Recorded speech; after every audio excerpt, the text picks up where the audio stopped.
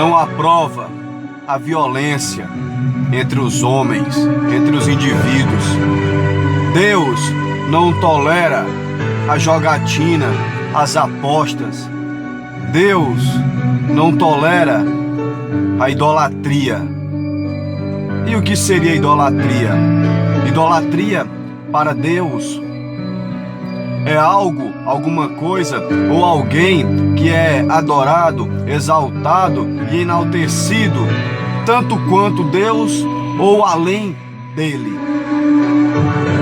Então, o futebol, os times de futebol, o esporte futebol, ele é em si um esporte idólatra, como tantos outros, como os esportes são instrumentos de idolatria das pessoas, e Deus condena a prática disso, pois ele diz em sua palavra: por isso, meus queridos amigos, fujam da adoração de ídolos.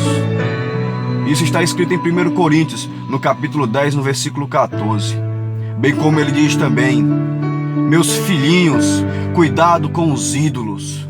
Isso está escrito em 1 João, no capítulo 5, no versículo 21. E talvez você está se questionar: em que sentido o futebol pratica eu pratico a idolatria gostando do futebol? É justamente isso. Muitas vezes você defende um time de futebol ou um jogador mais do que você defende a Deus e as vontades dele. Você veste a camisa do seu time, mas não veste a camisa em adoração a Deus. Então isso ele reprova. Em um estádio de futebol, em nome do seu time, você fala palavras torpes, palavras ofensivas, violentas, e Deus condena isso. Você pratica uma violência nos estádios, vemos dentro e fora de campo a violência, a mortandade em torno desse esporte, a jogatina, as apostas. Tudo isso vem oriundo do esporte, vem também do futebol.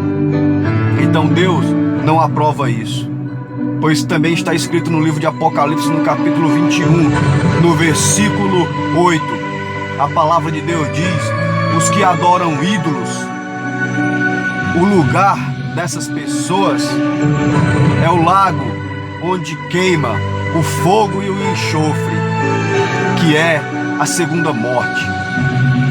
Então Deus não tolera que o homem fique a idolatrar times de futebol, time A, B ou C, que o homem carregue suas bandeiras, vistam suas camisas, defendendo os seus times, dando a vida, até se possível for, por um time de futebol, pelo um ídolo da TV, pela uma atriz, pelo um ator, pela uma cantora, pelo um cantor.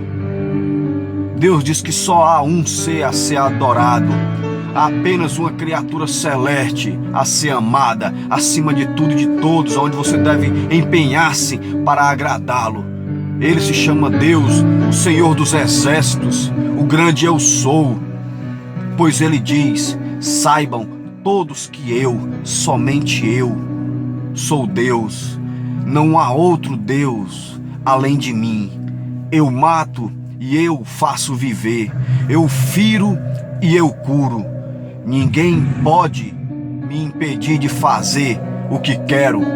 Então, nesse momento crítico de dores, sim, de sentimentos aflorados, de compaixão, é verdade, estamos vivendo isso com a tragédia que houve desta aeronave que caiu com vários jogadores. Mas saiba que nenhuma folha sequer cai de uma árvore sem a permissão de Deus.